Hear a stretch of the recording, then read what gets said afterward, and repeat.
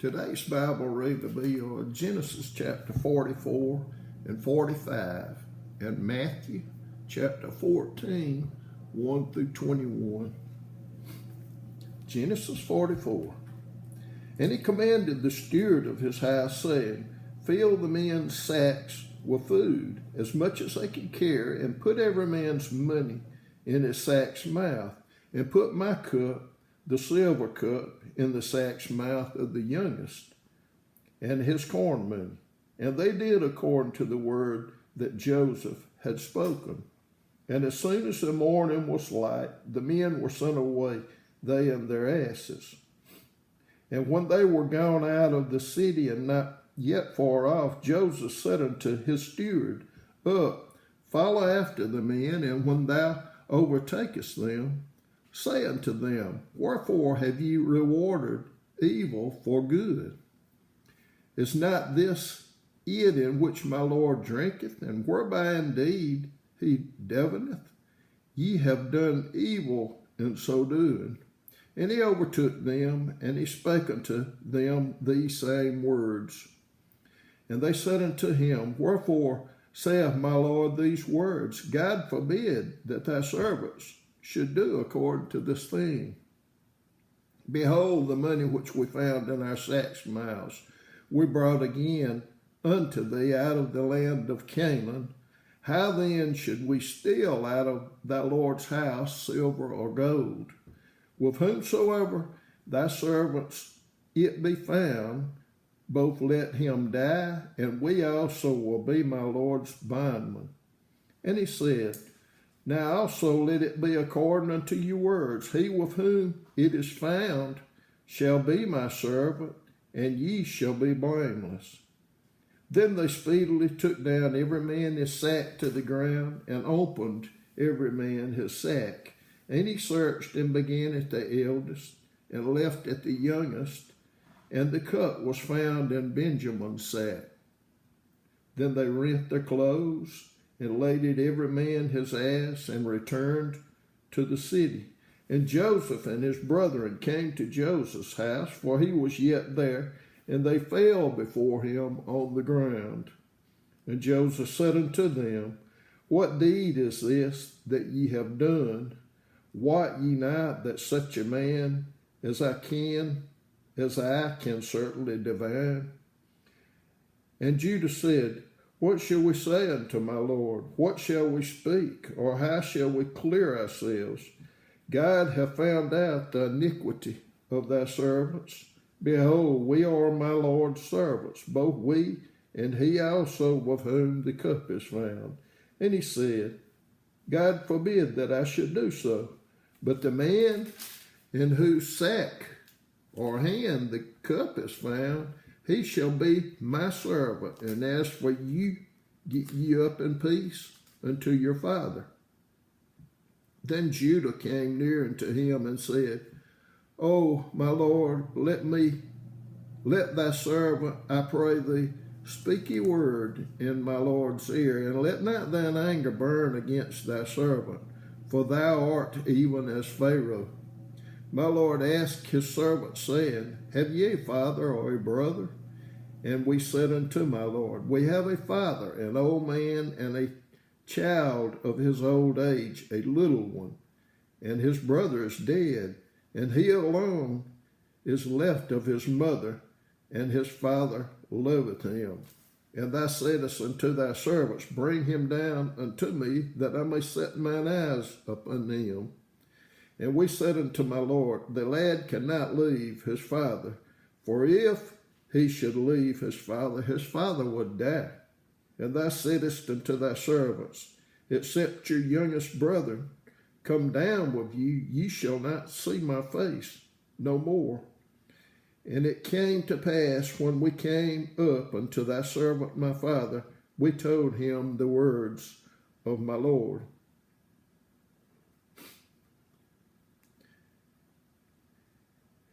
And our father said, Go again and buy us a little food. And we said, We cannot go down. If our youngest brother be with us, then will we go down, for we may not see the man's face, except our youngest brother be with us. And thy servant my father said unto us, Ye know that my wife bare me 2 sons. And the one went out from me, and I said, Surely he is torn in pieces, and I saw him not since. And if you take this also from me, and mischief befall him, ye shall bring down my gray hairs with sorrow to the grave. Now therefore, when I come to thy servant, my father, and the lad be not with us, seeing that his life is bound up in the lad's life, it shall come to pass, when he seeth that the lad is not with us, that he will die. And thy servants shall bring down the gray hairs of thy father with sorrow to the grave. For thy servant became surety for the lad unto my father, saying, If I bring him not with thee, then I shall bear the blame to my father forever. Now therefore, I pray thee, let thy servant abide instead of the lad, a bondman to my Lord, and let the lad go up with his brethren. For how shall I go up to my father, and the lad be not with me, lest peradventure I see the evil that shall come on my father? Chapter 45. Then Joseph could not refrain himself before all them that stood by him, and he cried, Cause every man to go out from me, and there stood no man with him, while Joseph made himself known unto his brethren. And he wept aloud, and the Egyptians and the house of Pharaoh heard. And Joseph said unto his brethren, I am Joseph. Doth my father yet live? And his brethren could not answer him, for they were troubled at his presence. And Joseph said unto his brethren, Come near to me, I pray you. And they came near, and he said, I am Joseph, your brother, whom you sold into Egypt. Now therefore be not grieved nor angry with yourselves that ye sold me hither, for God did send me before you to preserve life. For these 2 years hath the famine been in the land, and yet there are 5 years in the which there shall neither be earing nor harvest. And God sent me before you to preserve you a posterity in the earth, and to save your lives by great deliverance. And now it was not you that sent me hither, but God. And he hath made me a father to Pharaoh, and Lord to all his house, and a ruler throughout all the land of Egypt. Haste ye, and go up to my father, and say unto him, Thus saith thy son Joseph, God hath made me Lord of all Egypt. Come down unto me, tarry not. And thou shalt dwell in the land of Goshen, and thou shalt be near unto me, thou and thy children, and thy children's children, and thy flocks, and thy herds, and all that thou hast. And there will I nourish thee, for yet there are 5 years of famine, lest thou and thy household, and all that thou hast, come to poverty. And behold, your eyes see, and the eyes of my brother Benjamin, that it is my mouth that speaketh unto you. And ye shall tell my father of all my glory in Egypt, and of all that ye have seen, and ye shall haste and bring down my father hither.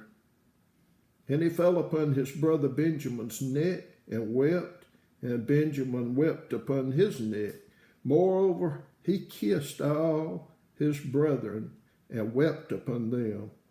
And after that his brethren talked with him, and the fame thereof was heard in Pharaoh's house, saying, Joseph's brethren are come, and it pleased Pharaoh well and his servants. And Pharaoh said unto Joseph, Say unto thy brethren, This do ye, lade your beast, and go get you unto the land of Canaan, and take your father and your households, and come unto me, and I will give you the good of the land of Egypt. and ye shall eat the fat of the land. Now thou art commanded, this do ye.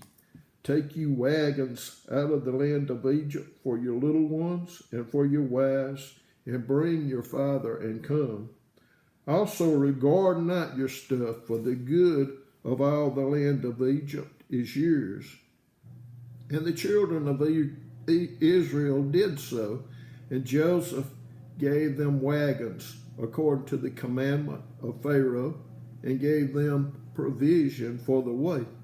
To all of them he gave each man changes of raiment, but to Benjamin he gave 300 pieces of silver and 5 changes of raiment.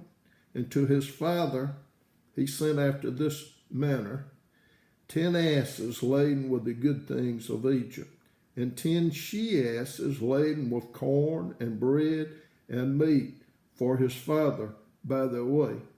So he sent his brethren away, and they departed, and he said unto them, see that ye fall not out by the way. And they went out of Egypt, and came into the land of Canaan unto Jacob their father, and told him, saying, Joseph is yet alive, and he is governor over all the land of Egypt. And Jacob's heart fainted, for he believed them not. And they told him all the words of Joseph, which he had said unto them. And when he saw the wagons which Joseph had sent to carry him, the spirit of Jacob their father revived. And Israel said, it is enough. Joseph, my son, is yet alive. I will go and see him before I die.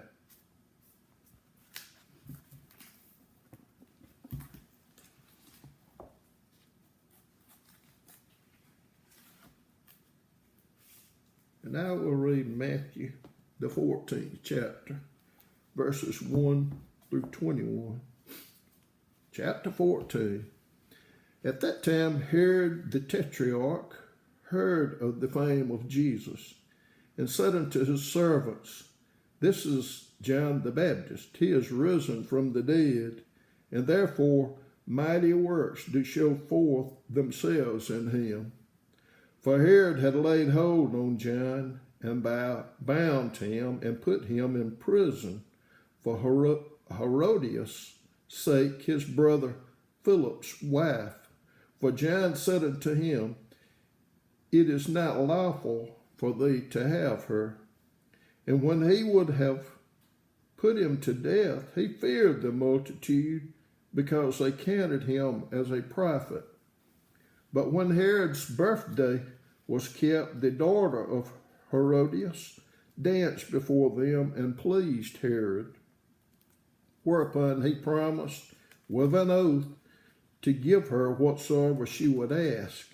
And she, being before instructed of her mother, said, give me here John the Baptist's head and a charger. And the king was sorry, nevertheless, for the oath's sake, and them which sat with him at meat, he commanded it be given her. And he sent and beheaded John in the prison, and his head was brought in a charger and given to the damsel, and she brought it to her mother. And his disciples came and took up the body and buried it, and went and told Jesus. When Jesus heard of it, he departed thence by ship into a desert place apart. And when the people had heard thereof, they followed him on foot out of the cities. And Jesus went forth and saw a great multitude, and was moved with compassion toward them, and he healed their sick. And when it was evening, his disciples came to him, saying, this is a desert place, and the time is now past. Send the multitude away, that they may go into the villages and buy themselves victuals. But Jesus said unto them, they need not depart, give ye them to eat. And they said unto him, we have here but 5 loaves and 2 fishes. And he said, bring them hither to me.